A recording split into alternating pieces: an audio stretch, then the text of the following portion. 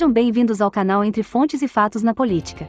Aqui, vamos explorar diferentes pontos de vistas, questionar as notícias e entender o que realmente está por trás dos acontecimentos políticos no nosso país. Vamos à conversa de hoje. Olá, sejam bem-vindos. A gente sempre ouve falar sobre a crise na educação brasileira, não é? É um tema que mexe com a vida de todo mundo. Mas e se as falhas que a gente vê hoje não forem simples acidentes? E se, na verdade, elas forem o resultado de um plano? Nesta análise, a gente vai investigar essa ideia. A de que a crise educacional no Brasil é, na verdade, um projeto. E o ponto de partida para essa conversa é essa frase dita pelo sociólogo e educador Darcy Ribeiro lá em 1986. A ideia de que os problemas na educação não são por acaso, mas sim um esforço deliberado para manter a desigualdade social. Bom, essa é uma tese que se tornou central para entender as políticas educacionais no país desde aquela época. Para a gente entender essa tese a fundo, nosso caminho vai ter 4 etapas. Primeiro, a gente volta na denúncia original do Darcy Ribeiro. Depois, vamos ver como esse suposto projeto se atualizou com o tempo. Em seguida, vamos analisar as consequências bem visíveis dessa crise e, por fim, olhar um pouco para o legado disso tudo e o futuro. Então, vamos começar. A primeira parada é lá atrás para a gente entender bem o contexto em que a tese do Darcy Ribeiro foi criada. A crítica do Ribeiro surge bem no meio do regime militar. Naquele período aconteceu uma coisa curiosa. O número de matrículas no ensino básico aumentou muito, mas o investimento em qualidade não acompanhou. E o marco legal para isso foi a Constituição de 1967, que tirou a obrigação do governo federal e dos estados de investir um valor mínimo em educação. Isso, na prática, abriu as portas para um sucateamento que parecia programado. E, segundo o Darcy Ribeiro, os objetivos por trás desse projeto eram bem claros. A ideia era manter a estrutura social como ela era. Formar uma mão de obra que fosse barata e que não questionasse muito. Ao dificultar a subida das classes populares por meio de uma educação precária, o poder continuaria nas mãos das mesmas elites. Certo. E como esse projeto teria sido colocado em prática? As fontes da época apontam para 3 ferramentas principais. Primeiro, expandir o acesso à escola, sim, mas sem se preocupar em garantir a qualidade do ensino. Segundo, cortar ano após ano os investimentos públicos. E terceiro, manter a formação dos professores num nível bem precário. Essas 3 coisas juntas criaram o que o Ribeiro chamou de uma educação de segunda categoria para a maioria da população. Agora vamos dar um salto no tempo. A gente vai ver como essa estrutura se adaptou. Se o projeto que o Ribeiro denunciou ainda existe, que cara ele tem hoje? Quais são as ferramentas atuais? A primeira grande mudança, e talvez a mais surpreendente, está no dinheiro.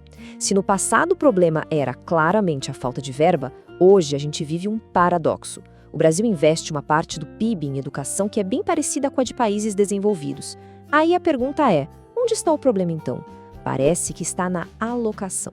O dinheiro é mal distribuído, ele se concentra lá no topo, no ensino superior, e deixa a base de tudo, a educação básica, com muito menos recursos do que precisaria. A formação de professores também se transformou de um jeito impressionante. Aquela antiga falta de qualificação deu lugar ao que a gente pode chamar de mercantilização em massa.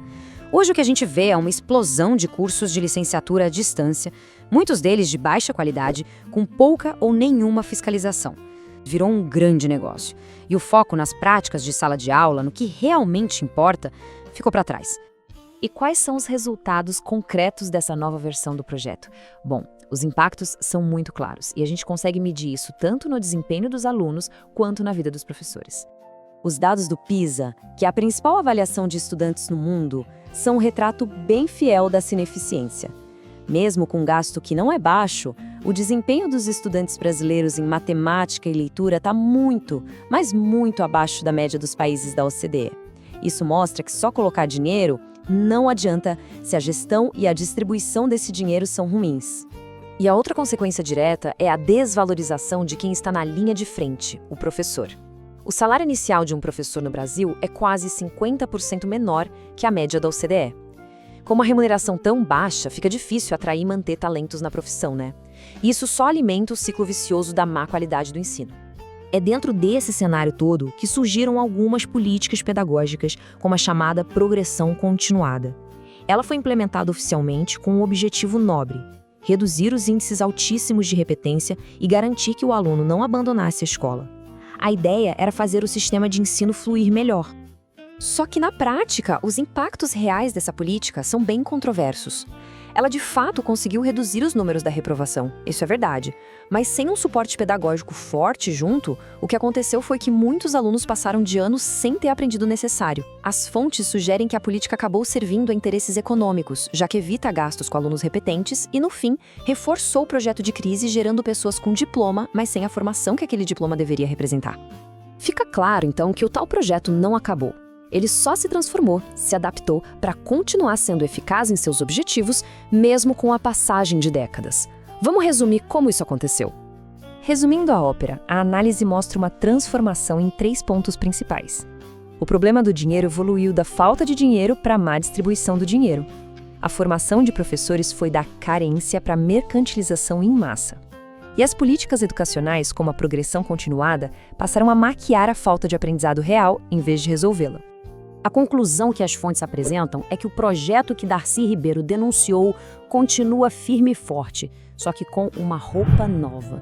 Ao negar um acesso de verdade ao conhecimento e a uma cidadania crítica, ele continua alimentando as mesmas desigualdades sociais sobre as quais o educador tanto nos alertou. Para a gente fechar, a tese de Darcy Ribeiro continua assustadoramente atual. O projeto de crise na educação não desapareceu, ele se modernizou. A falta de verba virou uma alocação. A falta de professores qualificados virou uma indústria de formação precária e a omissão do Estado deu lugar a políticas que acabam mascarando o fracasso. A grande questão é, se esse projeto só se transformou, quais são as ferramentas que a gente precisa para finalmente construir um contraprojeto, um projeto focado em educação de qualidade de... Essa é a reflexão que fica. Agradeço a companhia nesta análise e até a próxima. Obrigado por terem assistido até aqui. Nos veremos nos próximos vídeos.